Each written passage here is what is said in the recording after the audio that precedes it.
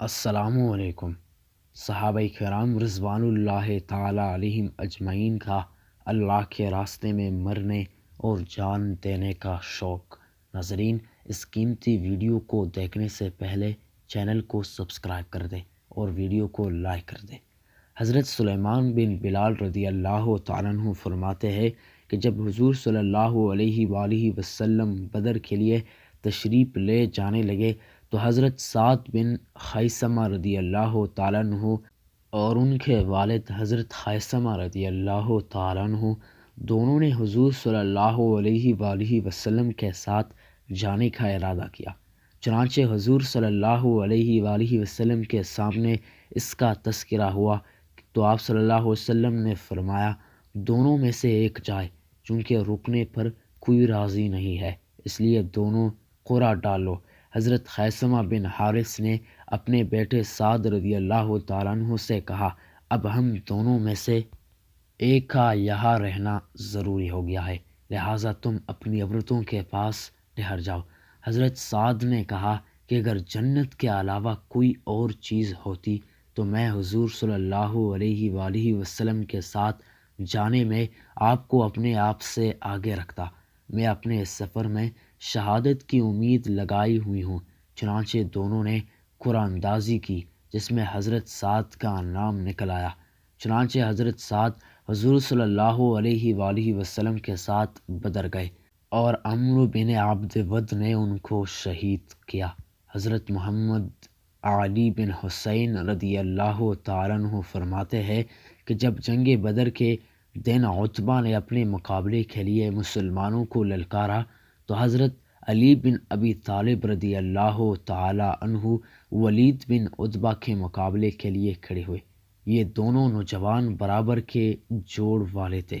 راوی نے ہاتھ سے اشارہ کرتی ہوئی ہتھیلی کو زمین کی طرف الٹا کر بتایا کہ اس طرح حضرت علی رضی اللہ تعالیٰ عنہ نے ولید کو قتل کر کے زمین پر گرا دیا۔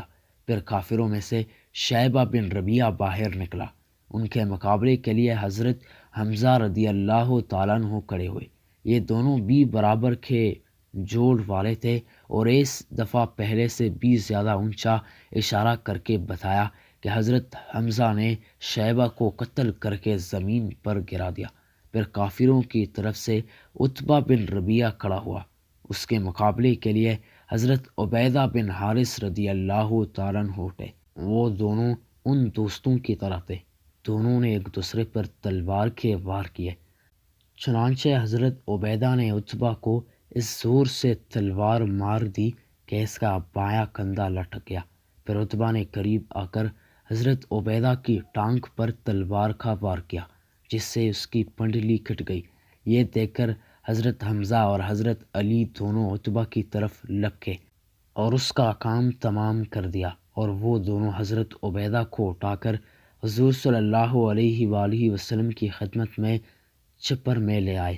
حضور صلی اللہ علیہ وآلہ وسلم نے ان کو لٹایا اور ان کا سر اپنی ٹانگ پر رکھا اور اس کے چہرے سے غبار صاف کرنے لگے۔ حضرت عبیدہ نے کہا، یا رسول اللہ، اللہ کی قسم، اگر ابو طالب مجھے اس حال میں دیکھ لیتے تو وہ یقین کر لیتے کہ میں اس کے اشعار کا ان سے زیادہ حقدار ہوں جو انہوں نے حضور صلی اللہ علیہ وآلہ وسلم کی حمایت میں کہا تھا۔ وَنُسْلِمُوهُ حَتَّى نُسَرَّعَ حَوْلَهُ وَنَذْهَلَ عَنْ أَبْنَائِنَا وَحَلَائِلِ۔ ترجمہ: ہم اپنے بیوی بچوں سے غافل ہو کر ان کی حفاظت میں آخر دم تک لگے رہیں گے، یہاں تک کہ ہم زخمی ہو کر ان کے ارد گرد زمین پر پڑے ہوئے ہوں گے۔ اور ساتھ ہی یہ عرض کیا، کیا میں شہید نہیں ہوں؟ آپ صلی اللہ علیہ وآلہ وسلم نے فرمایا، بے شک تم شہید ہو اور میں اس بات میں تمہارا گواہ ہوں۔ پھر حضرت عبیدہ کا انتقال ہو گیا۔ حضور صلی اللہ علیہ وآلہ وسلم نے ان کو وادی صفرا میں دفن فرمایا اور آپ ان کی قبر میں اترے، اور اس سے پہلے آپ کسی اور کی قبر میں نہیں اترے تھے۔ حضرت زہری کہتے ہیں کہ عتبہ اور حضرت عبیدہ رضی اللہ تعالیٰ عنہ نے ایک دوسرے پر تلوار کے وار کیے اور ہر ایک نے اپنے مقابل کو سخت زخمی کیا۔ یہ دیکھ کر حضرت حمزہ اور علی رضی اللہ تعالی عنہ دونوں عتبہ پر چپٹے اور اس کو قتل کیا، اور دونوں نے اپنی ساتھی حضرت عبیدہ کو اٹھایا اور ان کو حضور صلی اللہ علیہ وآلہ وسلم کی خدمت میں لے آئے۔ ان کی ٹانگ کٹ چکی تھی، اس میں سے گودا بہہ رہا تھا۔ جب وہ حضرت عبیدہ کو حضور صلی اللہ علیہ وآلہ وسلم کی خدمت میں لے آئے تو حضرت عبیدہ نے کہا، یا رسول اللہ، کیا میں شہید نہیں ہوں؟ حضور صلی اللہ علیہ وسلم نے فرمایا، کیوں نہیں، تم یقیناً شہید ہو۔ حضرت عبیدہ نے کہا کہ اگر ابو طالب آج زندہ ہوتے تو وہ یقین کر لیتے کہ میں ان کے اس شعر کا ان سے زیادہ حقدار ہوں۔ وَنُسْلِمُهُ حَتَّى نُسَرَّعَ حَوْلَهُ وَنَذْهَلَ عَنْ أَبْنَائِنَا وَحَلَائِلِ۔ ناظرین، یہ صحابہ کرام تھے جن کو شہید ہونے کا اتنا زیادہ تمنا تھا کہ آج ہم کو اتنا زیادہ تمنا خوراک اور کھانے پینے کا ہوتا ہے۔ آج ہم نہ جہاد کرتے ہیں اور نہ لوگوں کو جہاد کا ترغیب دیتے ہیں اور نہ ہی جہاد میں مال خرچ کر دیتے ہیں۔ یہ صحابہ کرام تھے جنہوں نے اپنا سارا عمر جہاد میں خرچ کیا تھا، جنہوں نے نہ اپنے مال کو دیکھا، نہ اپنے ماں باپ، نہ اپنے آباء و اجداد، نہ اپنے بیٹوں کو دیکھا، صرف اللہ کے راستے میں جہاد کرتے رہے یہاں تک کہ شہید ہونے لگے۔ آپ خود سوچ کریں کہ جو باپ بیٹا جہاد میں جانے کے لیے ایک دوسرے سے قرآن اندازی کرتے ہیں کہ میں جاؤں، اور باپ کہتا ہے کہ میں جاتا ہوں، بیٹا کہتا ہے کہ میں جاتا ہوں، ان سے اس کا اندازہ ہوتا ہے کہ وہ لوگ جہاد میں اپنے آپ کو مکمل طور پر لگا چکے تھے۔ وہ شہادت کا تمنا رکھتے تھے کہ اللہ ہمیں شہید کر جنت میں جگہ دے۔ ان لوگوں کے سامنے جنت کی سوا کوئی چیز نہیں تھی۔ آج ہمارے ان لوگوں کو دیکھے، ہم بھی آپ صلی اللہ علیہ وآلہ وسلم کی امتی ہے، ہم عیب پر ایمان رکھتے ہیں، لیکن ہم برائے نام مسلمان رہ چکے ہیں۔ زنا، ڈاکہ، غلہ، سود، رشوت، سارے چیزیں ہمارے اندر موجود ہے۔ نہ ہی جہاد کرتے ہیں، نہ ہی انصاف کرتے ہیں۔ اسی وجہ سے اللہ رب العالمین تو ہمارے اوپر ظالم حکمرانوں کو مسلط فرماتا ہے کہ ہم اپنے آپ سے ظلم کرتے ہیں، ہم اللہ تعالیٰ کے حکموں کو نہیں مانتے ہیں، ہم اللہ تعالیٰ کی نافرمانی کرنے پر لگے ہیں۔ ہمیں یہ سوچ کرنا چاہیے کہ ہم قبر میں کیا کریں گے۔ قبر سخت ترین منزل ہے۔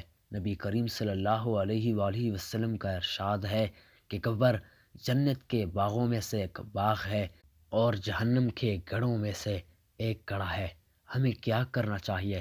ہمیں جنت کے باغ میں جانا چاہیے یا جہنم کے گڑھے میں جانا چاہیے؟ ہمیں یہ سوچ کرنا چاہیے کہ ہمیں اللہ رب العالمین کو راضی کرنا چاہیے، ہمیں دین اسلام کو قبول کرنا چاہیے۔ اسلام کے 5 ارکان ہیں۔ پہلا کلمہ طیبہ، پھر نماز، روزہ، زکوٰۃ، حج۔ ہم تو ایک بھی میں شامل نہیں۔ اگر کلمہ پڑھا ہے تو بارہ نام پڑھا ہے، نماز نہیں پڑھتے، روزہ نہیں رکھتے، زکوٰۃ نہیں دیتے، حج نہیں ادا کرتے، بخل کرتے ہیں، سخاوت نہیں کرتے، تو کیا ہم اپنے آپ کو مسلمان کہہ سکتے ہیں؟ ناظرین، مجھ سے وعدہ کرو کہ میں اس کے بعد 5 وقت نماز ادا کروں گا، روزہ رکھوں گا، حج کروں گا، اللہ رب العالمین کا ذکر کروں گا، تاکہ ہم اپنے آپ کو آخرت کا زندگی بنا سکے، ہمیں جنت مل سکے۔ پر جہنم تو ہم سے برداشت ہونے والے نہیں ہے، کیونکہ ایک جہنمی کا بیٹھنے کی جگہ مکے اور مدینے کے درمیان جتنا فاصلہ ہے اتنا ہوگا، تو ہم سے یہ برداشت نہیں ہوگا۔